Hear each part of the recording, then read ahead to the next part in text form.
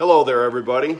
Today I would like to tell you about slow death crawler rigs.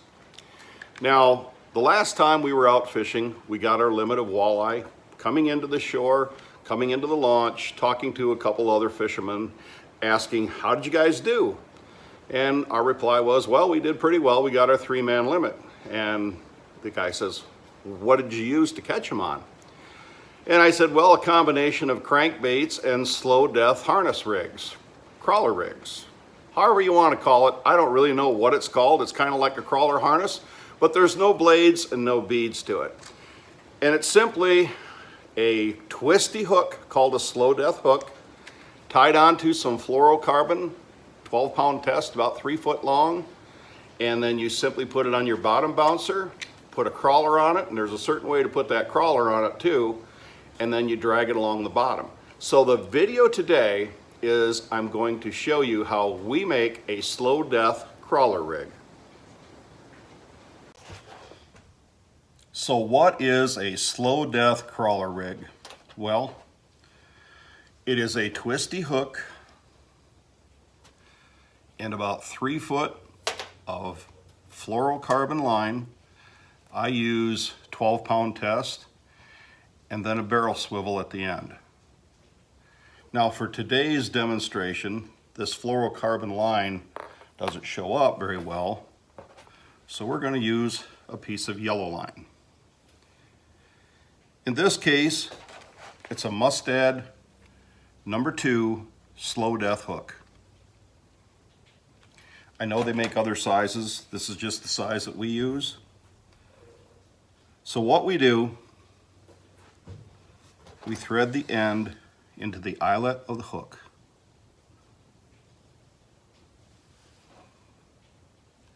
Pulling the line all the way to almost the very end of the hook, like right about there, and then pinch it down and start looping on the shank. 1, 2, 3, 4, 5, 6. I go 7 turns. Take the tag end of your line and go back through that eyelet, pulling it tight, and then bunching it down to the eyelet, like that. Then, at the other end, you could either tie a barrel swivel on or just make a loop.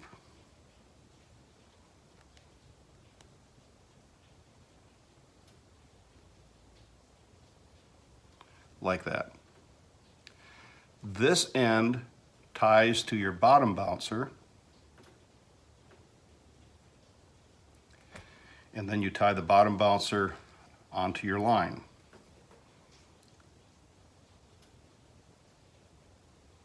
I'm going to grab a bottom bouncer and show you how we tie that onto this loop. What I have is a 3-ounce bottom bouncer. They make these in various sizes. It's just that the 3-ounce is what we were using yesterday that worked for us. What you do is you tie the line that goes to your fishing rod to this loop here. And then you tie your harness, your crawler harness, to that swivel, lock it in, and then you're going to pull this, you're going to set it all the way to the bottom of the lake and pull it, and it's just going to bounce like that, bringing along the slow death hook behind it with the crawler. So earlier I said there was a certain way to put the crawler on the slow death hook. And what I do is I will get a uncooperative crawler and I will stick the point into as close to the nose of the crawler as he'll let me. And then you just simply thread him, her, it, whatever a crawler is, onto the hook.